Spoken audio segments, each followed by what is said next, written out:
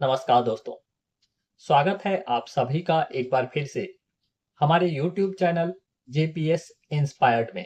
दोस्तों, जीवन में हजारों लड़ाइयां जीतने से अच्छा है कि आप खुद पर विजय प्राप्त कर लो, क्योंकि बाहरी जीते तो समय के साथ फीकी पड़ जाती है, मगर आत्म विजय आपको हर स्थिति में अडिग बनाए रखती है।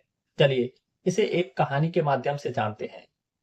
दोस्तों, कुशीनगर में एक महान योद्धा था जिसका नाम था वीरेंद्र। वीरेंद्र अपने जीवन में 100 से भी अधिक युद्धें जीत ली थी और इसीलिए लोग उसे अजेय कहते थे। लेकिन फिर भी उसके अपने अंदर संतुष्टि नहीं थी। उसके मन में एक अजीब सी बेचैनी रहती थी और इसी बेचैनी को लेकर एक दिन वह पास के ही गांव में गौतम बुद्ध के सम्मेलन में सम्मिलित हुआ। उस दिन वह गौतम बुद्ध के पास गया और उनसे पूछा, हे बुद्ध, मैंने अपने जीवन में इतनी सारी जीतें हासिल की है, इतनी युद्धें जीती है, इतनी कामयाबी पाई है, लेकिन मुझे अपने मन में अंदर से शांति नहीं मिल पा रही है। मुझे अजीब सी बेचैनी लगती है। ऐसा क्यों? फिर गौतम बुद्ध मुस्कुराए और बोले, वत्स, ऐसा इसलिए है क्योंकि अभी तक आपकी लड़ाई दूसरों के साथ थी। आपने कभी भी अपने अंदर झांका ही नहीं, अपने मन का सुना ही नहीं। आपने आपने सिर्फ जीतने के पीछे, युद्ध के पीछे भागते रहे। वीरेंद्र चौंक उठा। बुद्ध ने आगे कहा, सबसे बड़ी जीत तो वह है जब आप अपने क्रोध पर, अपने अहंकार पर और अपनी कमजोरियों पर विजय प्राप्त करते हो।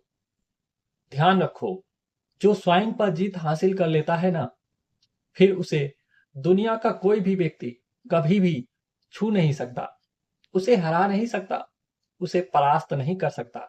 इसीलिए हमें चाहिए कि अपने मन की सुनो, किसी औरों के नहीं, किसी औरों की बातों में मत आओ, दिल की सुनो। और सबसे पहले अपने क्रोध पर, अपने कमजोरियों पर, अपने अहंकार पर काबू पाओ, तभी आप सफल इंसान बन पाओगे। उस रात जब वीरेंद्र अपने घर लौटा तो उसने पहली बार अपने अंदर छिपे अहंकार को, डर को और इच्छाओं को पहचाना। इस बार वीरेंद्र किसी रणभूमि में नहीं था, पर आज वह एक अदृश्य युद्ध लड़ रहा था, अपने भीतर का। और ऐसे ही कई दिनों के संघर्ष के बाद वीरेंद्र ने खुद पर विजय प्राप्त कर लिया और उस सुबह वह शांत से मुस्कुराया। अब उसे यह बात समझ आ चुकी थी कि सत्य तो यही है कि अपने जीवन में हजार लड़ाइयां जीतने से कहीं अच्छा है कि आप खुद पर विजय प्राप्त कर लो। दोस्तों, उम्मीद है कि इस कहानी के माध्यम से आप लोगों को भी कुछ मिला होगा। फिर मिलते हैं अगली कहानी के साथ। तब तक के लिए स्वस्थ रहिए और देखते रहिए अपना YouTube चैनल जेपीएस इंस्पायर्ड की नई नई वीडियो। नमो बुद्धाय। जय हिंद। हेलो।